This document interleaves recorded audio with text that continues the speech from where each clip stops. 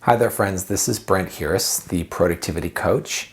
And in this channel, what we do is we discuss many of the different facets related to self-actualization. So when we talk about self-actualization, we talk about becoming the greatest and best and fullest version of ourselves that we can possibly come. And doing this for two major reasons. One major reason, our subjective internal reason, is value fulfillment. So having a sense of what we want to accomplish in this life and knowing what we want to do and then doing it because it's important to us, because there's growth to be had and there's satisfaction and fulfillment to be had in accomplishing it. There's a sense that if nothing else comes from what we're doing, if we do this one thing and we get to the end of it, there will be a sense of great pleasure and satisfaction, and there will be this serotonin hit that comes with it, with having done it. And there's a sense of worthiness and meaning behind it, and the meaning is baked into what we're doing. It's like, yes, I want to do this because I want to do it. I want to write this play. I want to create this art. I want to start this business. So that's the internal aspect, the value fulfillment. The other main aspect is the external one, which is service. What's interesting about service is, whereas it's not something that is often talked about when we talk about self-actualization. We don't really go into this idea of service because there's usually sort of a sense of grandiosity or grandeur that we see with ourselves, and a desire to see ourselves as great and inflated and grandiose and visible. And there's this desire to be recognized for our mastery and for what we've done. And so there's this big sort of motivation behind it.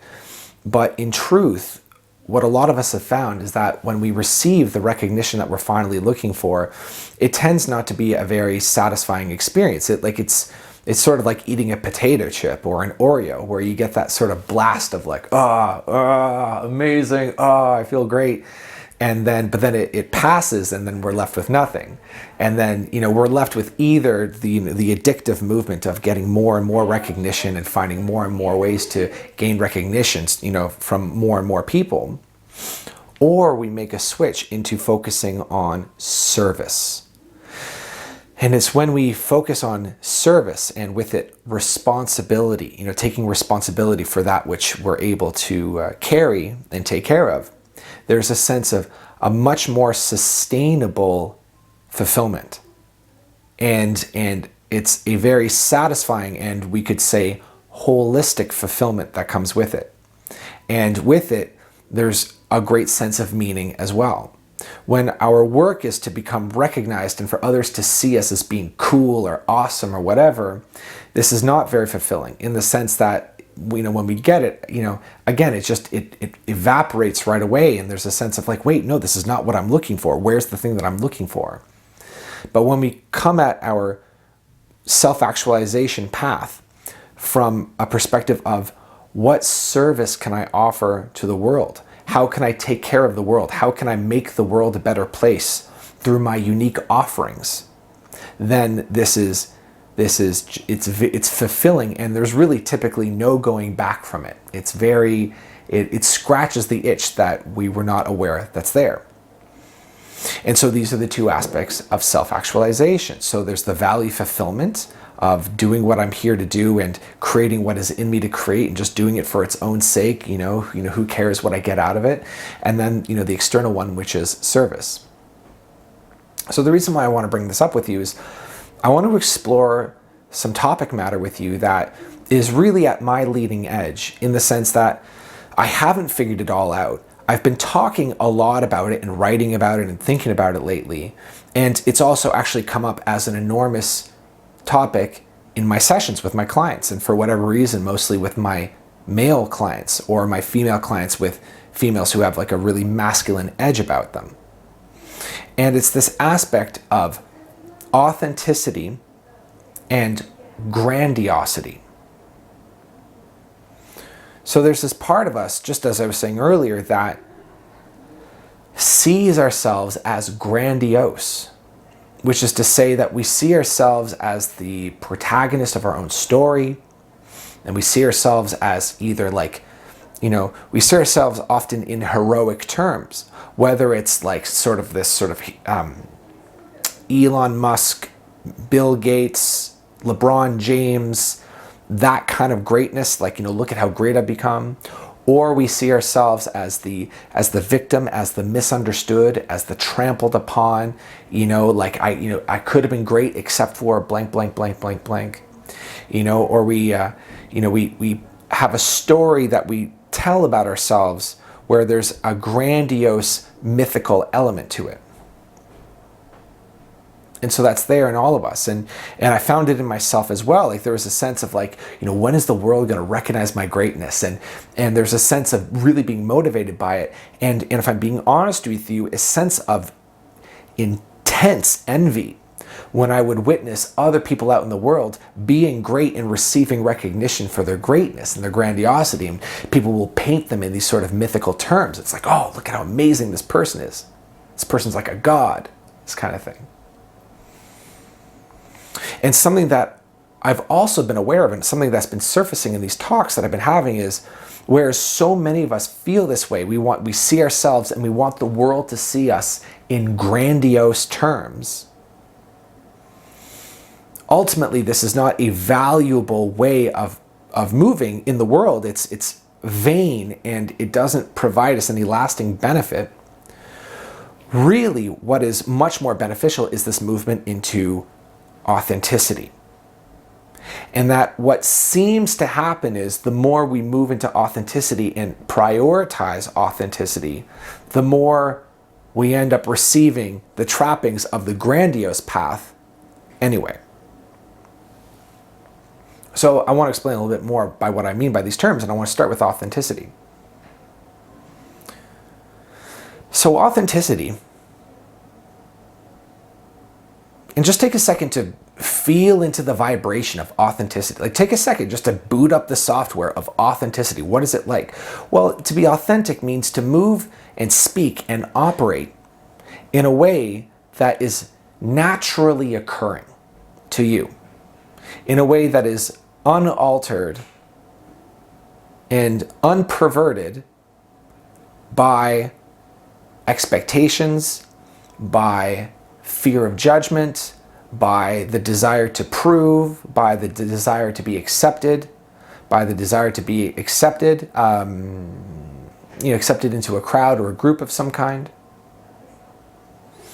by fear of being excluded, by fear of being canceled, made public and being canceled. That was a huge one for me for so long. And it still is for, to this day, where it's like, suppose I make some sort of video like this one and I say something and it inflames some group of people on the internet, and then suddenly there's like a Twitter mob after me and I'm not even on Twitter, but that sounds scary, man. I really don't want to have that happen to me, right? And so for years and years, I'd make these videos where like I might say something, and if I said something maybe a little bit bold, I'd try to cushion it, and explain it and justify it or soften it, in order to, keep myself safe. But then when I would do that, that would be at the expense of my message. That would be at the expense of my authenticity, of what I'm really here to say. So, of course, this leads to tricky territory, because we know what actually is authenticity, a person could ask. And does being authentic mean like just saying whatever shit comes to your mind and yelling it out? And what if it's, particularly offensive material, and on and on and on. So it's like, it's not exactly a straightforward line of thought. And yet it's an important one, because what I assume is, as you're listening to me speak about this, is that when we talk about authenticity, it's like, everybody's ears perk up. It's like, yeah, I want that, and there's not enough of that in my life and I want more. How can I be more authentic? And there's just a sense of value that's built into it. It's like, it would be very valuable to feel safe enough in my experience to offer my fullest authenticity to the world. What I've noticed is that authenticity is not just isolated to what we say, but authenticity is also included in how we operate, how we move in the world, how we wear our clothes, how we walk, how we breathe, how we hold ourselves, the decisions that we make. And what we realize more and more as we make this movement into authenticity is we realize, oh wait, I can customize the whole thing. We realize on deeper and deeper levels of clarity, and we don't just realize it just once, we continue to realize it on continuously deeper levels, how free we are. The depth of our freedom. Every once in a while, you'll see a meme, because like this thought just occurs to people every once in a while. It's like, wait, you can eat lasagna in the shower. There's no law against it. There's nothing stopping you. You can eat lasagna in the shower. You can go out in the middle of an intersection and start screaming, and there might be laws against holding up traffic, but you could do it maybe on a sidewalk. You can scream or recite Shakespeare on the sidewalk. No law against it. Nothing stopping you, right? So there's, and then what's valuable about this sort of realization and returning to this kind of thought is it really starts to point to how, as a human culture, we really do move along certain grooves. Like, we really fall into line with each other way more often than we don't. And that's fine to the extent that it's not a problem, but a lot of us are here with an individuality to express, a unique signature to make manifest. And not only that, but there's a lot about human culture that is asking to be transmuted. And this is a tricky thing to do, because as a culture, we have this sort of like cloud of general groupthink. We have a cloud of what's acceptable, what are acceptable ways of thinking. And there are elements of it that are beneficial, and then there are elements of it that are not beneficial. And then those that are not beneficial and those that are maladaptive, there are individual people that they take it upon themselves to shoot forward and start pulling the culture up. So for example, like take any form of racism. Like racism was like super bad, say in the 1950s and before. And then there were minds of people who were oppressed. And then a handful of people who also were not oppressed, who were pushing the culture forward and said, this is not okay, this is happening, this is not okay, this needs to improve. And then once we started challenging the cultural narrative, then we got conflict and there was resistance. But with reluctance and then finally acceptance, the whole of culture started to move upward. And is it still a problem? Of course it's still a problem. But the improvement has been there as a result of these people moving the culture forward. So this is the importance of authenticity. It's bringing something new and moving outside of the average cultural way of thinking, leading the way, offering leadership to the world for other ways of living and operating. So I have a few notes here on that I want to share with you on authenticity.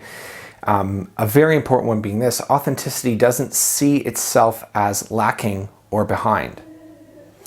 So most of us, when we view ourselves, we see ourselves as not where we're supposed to be in life. We see ourselves as behind or wrong in some way, or like we've messed up, or like our life doesn't look the way it's supposed to look, or like we've made mistakes. There are mistakes about us that need to be corrected. There's aspects of us that need to be redeemed. So these are all ways that we're used to viewing ourselves. Authenticity doesn't view itself this way. Authenticity doesn't see anything wrong with itself. And authenticity doesn't place any conditions on its own death.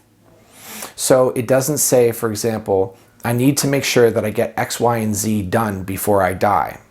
So it doesn't say I'm running out of time, I'm racing against the clock.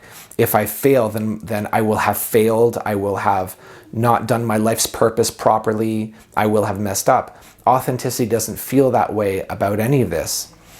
Authenticity sees itself in this life, in this physical form, as looking out on an ocean of time that stretches ahead of it. It doesn't matter if we have another day, another week, another year, another couple years ahead of us. We're free to, just in the same way that we're free to eat lasagna in the shower, so else are we free to spend this time as we choose. And authenticity says, we can just do whatever we want with this time. We can waste it. We can, waste it, watching media, playing video games, whatever it is. And even then, on the deepest level, it wouldn't be wasting. It would be a choice that we made to spend our lives this way.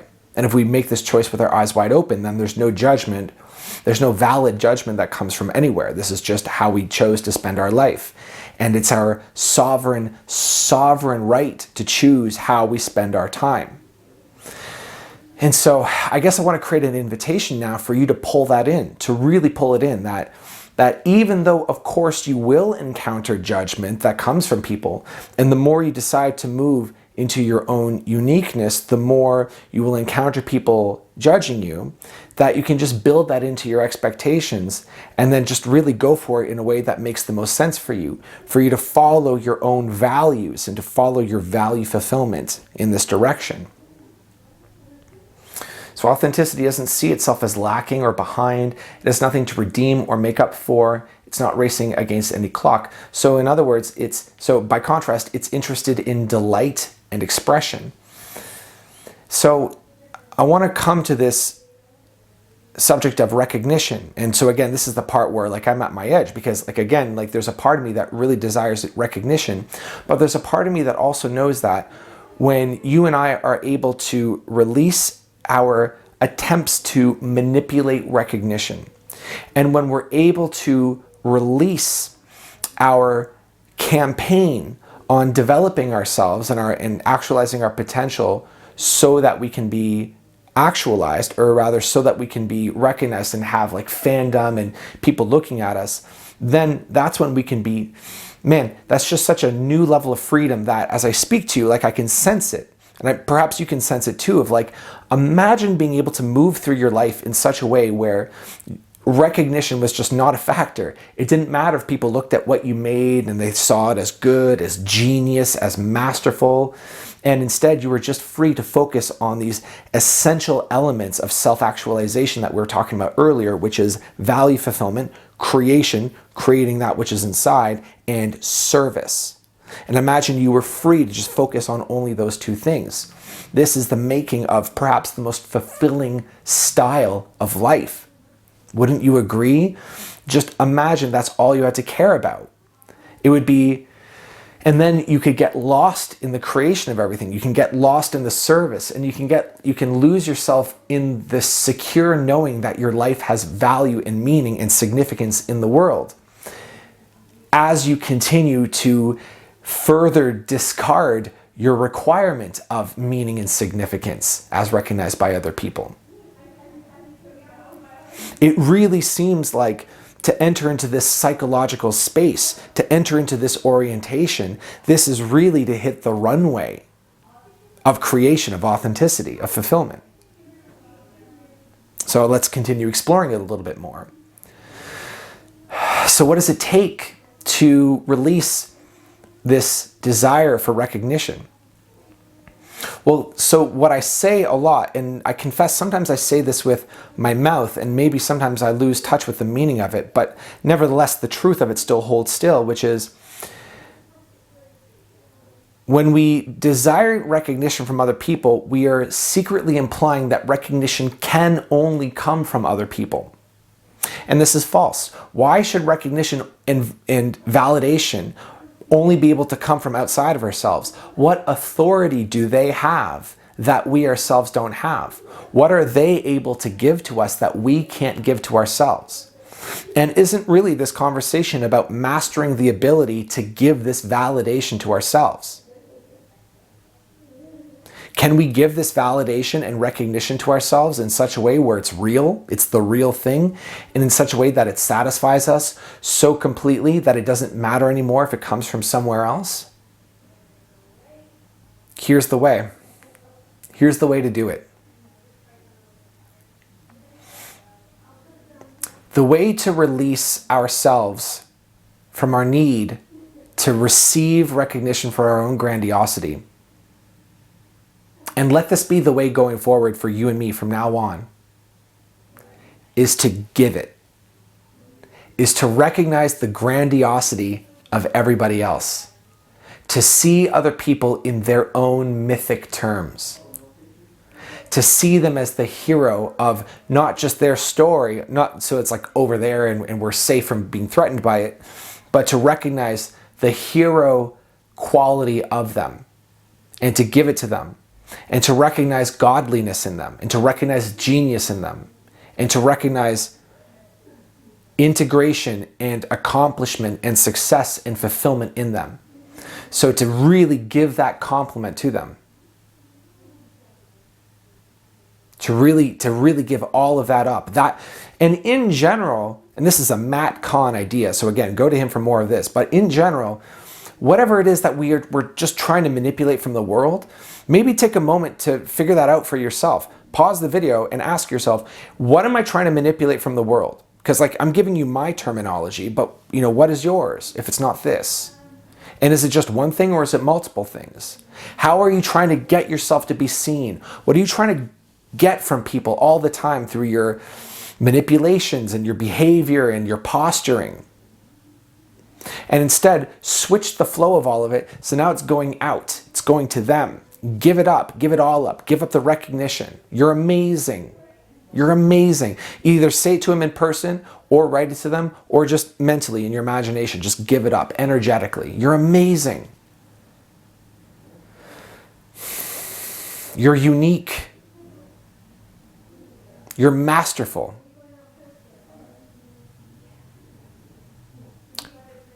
You're a serious contribution to this world. Your work is impactful. Give all of it up so completely that there's nothing left in you to take it back. There's nothing in you that's trying to receive everything.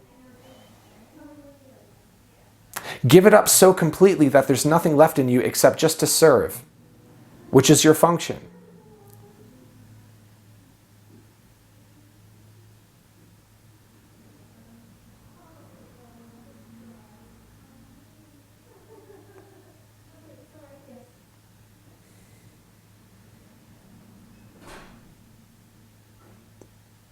Let this polarity of authenticity and grandiosity blend and merge and become one.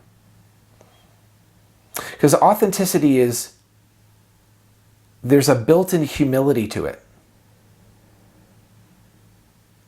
Authenticity says, I enjoyed this moment on the Joe Rogan podcast where people were talking about how his podcast had become enormous. It's like the number one podcast, and it's run into all sorts of trouble. But kind of a couple months ago, before his podcast started running into serious trouble, somebody said look at how big you've become, and Joe Rogan has this sort of reaction of oh, how did it get so big? I've just all I've been doing is just hosting and talking with my friends, and we've become this. Right?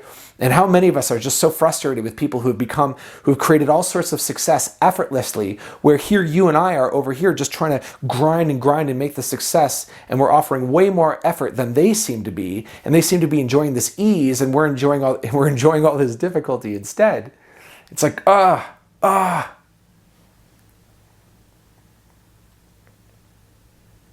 But that's authenticity. Authenticity just does what it's here to do. It just continues to immerse itself in creation and value fulfillment. Value fulfillment just being choosing what's valuable and then going toward it, creating it, getting lost in the process, free of any expectation, free of any attempt to turn this project into something else, free of any expectation or demand on the project to receive something from the world.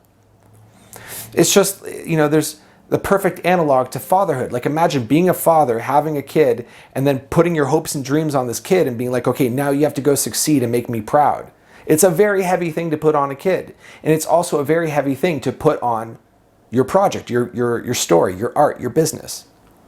Instead, all of us have experience with creating art or creating some sort of thing that's free of any expectation. We were just one afternoon, we were just having some fun. We just did it, just put it together. And then suddenly it was amazing. And it was recognized for being amazing. Have you had that experience? I had. And then you think, okay, well, how do I take that and then like harness it and like make it into like the thing that I always do? How can I make a whole bunch of art this way? And the answer is it's not possible because you can't control it that way. All you can do in order to create your best stuff, to channel your greatest authenticity, is to get the hell out of the way. And to release all of your demands and expectations and just allow whatever this is to be whatever it's going to be. And to allow it to attract whatever attention it's going to attract and whatever material gain it's going to attract. The more that we're detached from that, the better we can channel our authenticity and allow it to speak for itself.